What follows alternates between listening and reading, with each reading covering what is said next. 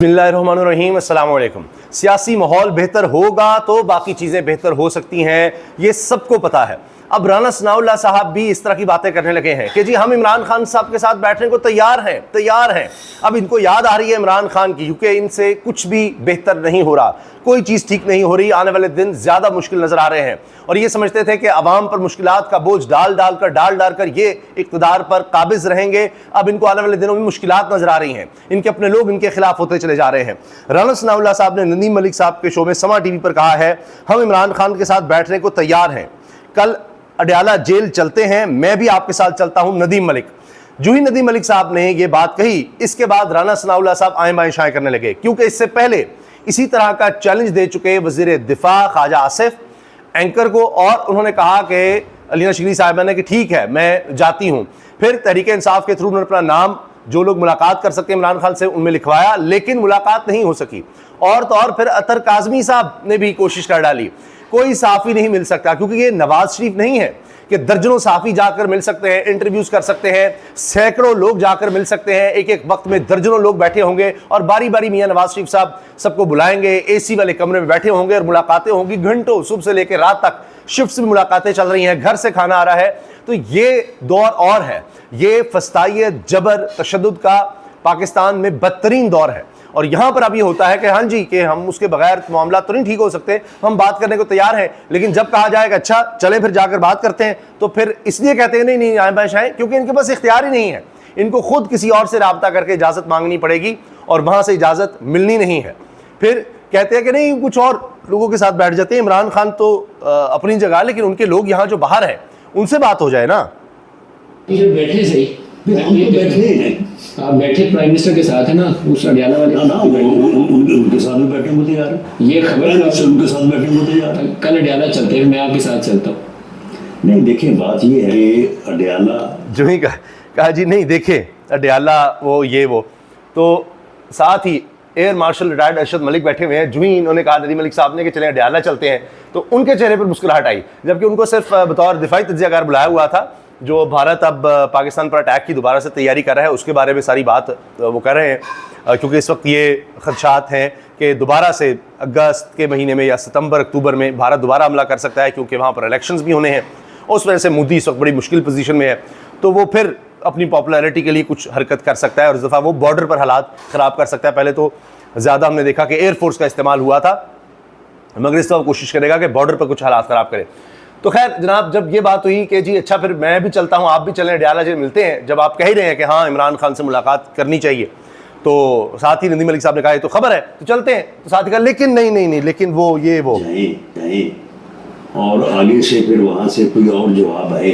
देखिए ये चीज़ें जो हैं, आप जाएंगे तो आप सुन लेना, जो पार्लियामेंट पे उनको रिप्रेजेंट करते हैं, जो पार्लियामेंट में लीडर ऑफ द अपोजिशन है, जो पार्लियामेंट लीडर हैं, उनके पास कोई इख्तियार नहीं, वो बैठे ना हमारे साथ ले कि जी इमरान खान के साथ बैठने को तैयार है, लेकिन जो पार्लियामेंट लीडर हैं वो आकर बैठ जाए ना।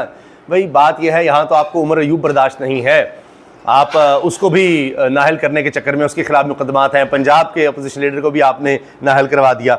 अब इमरान खान जब कहता है कि जिनके पास इख्तियार है बात उनसे की जाएगी, तो फिर क्या होता है जब आप खुद कह रहे हैं कि नहीं वो देखें वहाँ जाएं, पता नहीं वो फिर क्या करें फलां करें, तो फिर आप अपनी बात से खुद ही फिर रहे हैं। अब ये बात तमाम साफ़ी करने लगे हैं, हमने इस बारे में आपको बताया भी था, ख़ास तौर पे जिस तरह से सुहेल वड़ाइच साहब ने कॉलम में भी इसका जिक्र कर दिया कि सब ठीक नहीं चल रहा और 2-2.5 महीने में बड़े फैसले भी हो सकते हैं। फिर एक सोच ये है कि शहबाज और जरदारी एंड कंपनी ये मुल्क पर बोझ हैं, ये रियासत पर बोझ हैं, इनसे जान छुड़वाई जाए। अब जुनैद सलीम साहब कह रहे हैं कि शरीफ खानदान लॉन में टहलता रहा, मरी में ये मुलाकात हुई है, वहाँ मरी में भी अंदर बैठ कर नहीं ये बात कर रहे हैं, लॉन में जाकर टहल कर, जिसमें कहा जा रहा है कि मरीम नवाज साहिबा भी, शहबाज शरीफ भी, नवाज शरीफ भी और हमजा शहबाज को भी बुलाया गया।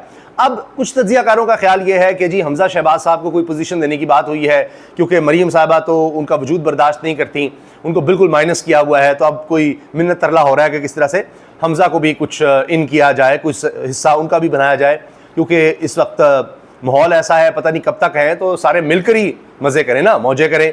तो ये तो नहीं हो सकता, जब डील की है तो सारे साथ थे उस डील में, तो हमजा को क्यों नहीं कोई हिस्सा बीच में से मिल रहा।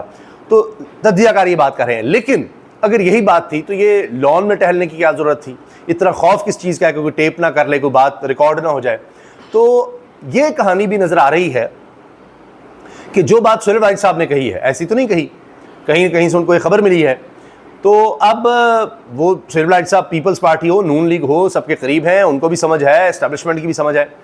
तो वो ये कह रहे हैं, जिसका हमने जिक्र भी किया पिछली वीडियो में, आप देख सकते हैं जो हमने भी कल शायद लगाई है, कि ये लोग बोझ हैं, जरदारी शहबाज कंपनी, सारा ख़ानदान, शरीफ ख़ानदान, जरदारी ख़ानदान, इनके होते कोई बेहतरी नहीं आ सकती।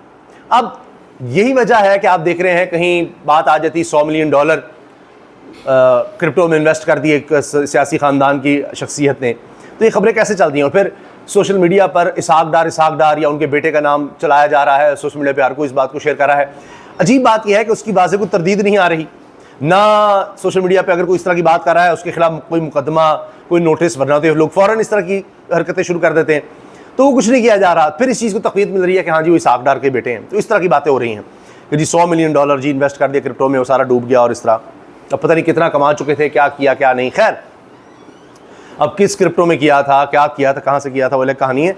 तो ये जो खबरें आ रही हैं, कहीं शुगर स्कैंडल, आज भी बात की जा रही है कि जी सबके नाम सामने लाए जाएँ। मिफ्ता इस्माइल बोल रहे हैं कि जी ये तो शहबाज शरीफ के 2 बेटों की भी शुगर मिल्स हैं।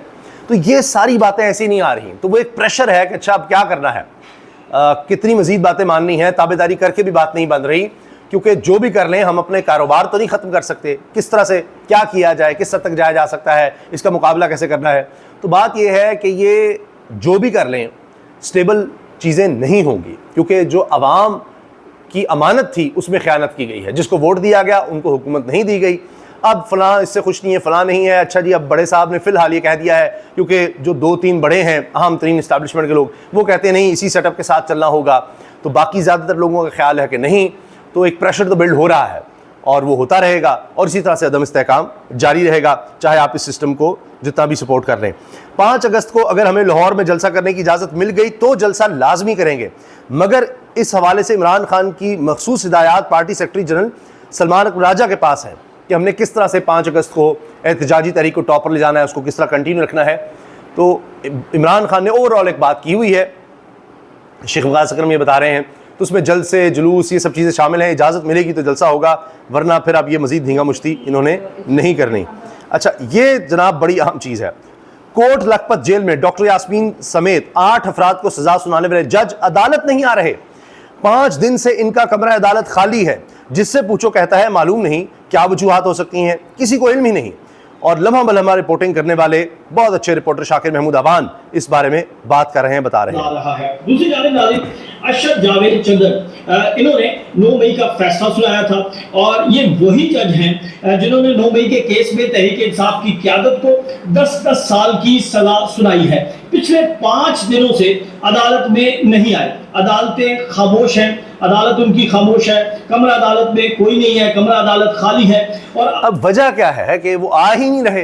फैसला सुनाने में तो बड़ी जल्दी की थी और उनकी गाड़ी भी बाहर गई थी, काले शीशे वाली थी, पता नहीं क्या उसमें हुआ। उन्होंने आए, बस सिर्फ फैसला पढ़ा, किसी की तरफ देखा भी नहीं और चल दिए। अब क्या वजह है, उस पर भी राय दे रहे हैं शाकिर महमूद अवान कि क्या वजह हो सकती है। में सवालात की गूंज उठ रही है। क्या जज साहब को कोई खतरा है? क्या वो किसी दबाव में थे या वो फैसला खुद सुनाना ही नहीं चाहते थे? ये वो सवाल है जो जन्म ले रहे हैं। यानी अरशद जावेद चंदर साहब जो हैं वो अदालत नहीं आ रहे, और जब उन्होंने फैसला सुनाया तो वो ये कहते थे इससे पहले कि उनके पास 5 से 6 ट्रायल हैं।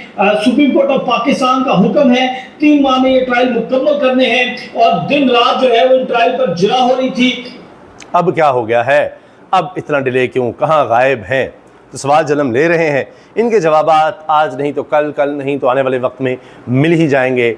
एक एक शख्स आप देखिएगा जो इस सिस्टम में है, इस सिस्टम के साथ, वो सब आप देखिएगा कि एक ना एक दिन सामने आएंगे। जिस तरह आज सब किरदारों की बात हो रही है, और उनका एहतसाब भी होगा, क्योंकि अब वक्त बदल चुका है। ये नहीं होगा कि आपने जुर्म किया है, आपने डाका डाला है और अब आप बचेंगे, क्योंकि अब अवाम एहतसाब करेंगे और देखिएगा, और वो वक्त ज़्यादा दूर भी नहीं है। ये बातें अब हो रही हैं। और इसमें आप देखें कि जिस तरह से अभी हालिया वीडियो आई, अब वो प्राइम मिनिस्टर हाउस से रिलीज़ की गई है, शहबाज शरीफ और मोहसिन नकवी साहब की, जिसमें मोहसिन नकवी नज़र आ रहा है कि एग्रेसिव हैं, वरना वो इस तरह के मूड में नहीं होते, और जैसे कोई डांट रहे हों या सख्त अल्फाज मुराद है कि सख्ती से बात करें कि ये क्या आएगा, जो जिस लिहाज से वो शहबाज शरीफ से हमेशा मिलते हैं उसमें आज तक ऐसा नहीं देखा गया। और शहबाज शरीफ साहब का मूड भी ऐसे ऐसे वो कर रहे हैं, हिल रहे हैं, और प्राइम मिनिस्टर हाउस से, वरना तो एडिट की जाती है सारी वीडियो कि चक कौन सा क्लिप भेजना है, कितना क्लिप भेजना है, तो उसमें ये भेजना, इस तरह की बॉडी लैंग्वेज नज़र आना बहुत वाज़ेह कर रहा है कि चीज़ें काफ़ी ख़राब हो चुकी हैं। अल्लाह हाफ़िज़।